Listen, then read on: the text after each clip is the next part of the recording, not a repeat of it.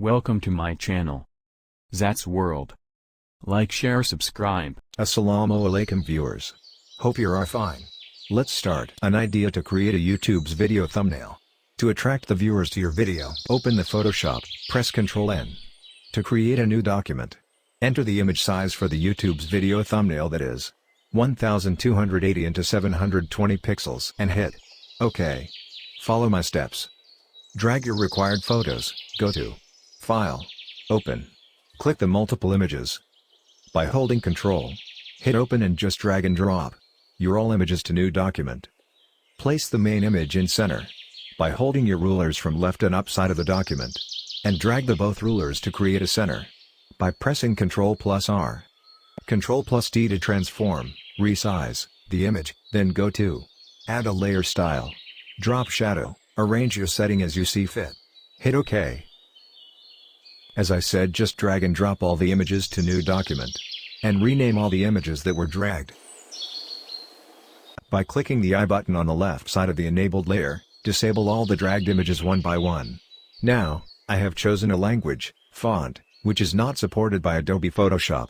So, in that case I am going to convert this font into an object, which will be supported by this program. In the next video, I will show you how to convert text into an object, or stamp. So subscribe my channel and press the bell icon for the next upcoming videos. Now, by pressing Ctrl+T, transform the selected font and resize it. Keep the font as per your choice, and place it above the image. By pressing the I button on the left side of the selected, unmarked layer, one by one enable the images, which we have to design. Ctrl+T to transform, and rotate or place the image where it is fit. Remember, whenever you drag any image to the new document, the dragged, selected image is in rasterized form. Convert to Smart Object by pressing right-click on the layer, so its pixels do not distort. Now select the image, which we need to design. First, go to Add Layer Mask, right bottom of the Photoshop, the third one from the left. Go to Gradient Tool, G, hold the left mouse button, and drag it in any direction as per your requirement. Ctrl+T to transform, place the images under the layer mask, and with the Eraser tool, E, with low opacity, remove the corners, which you don't need.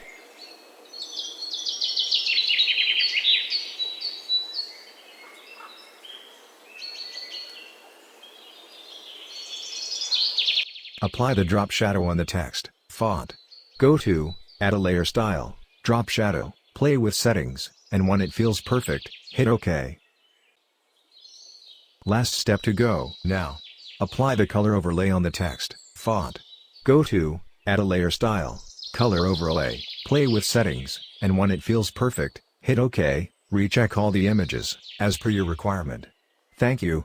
I hope you enjoyed this video, and hope you learned something along the way. Be sure to click the subscribe button for more videos.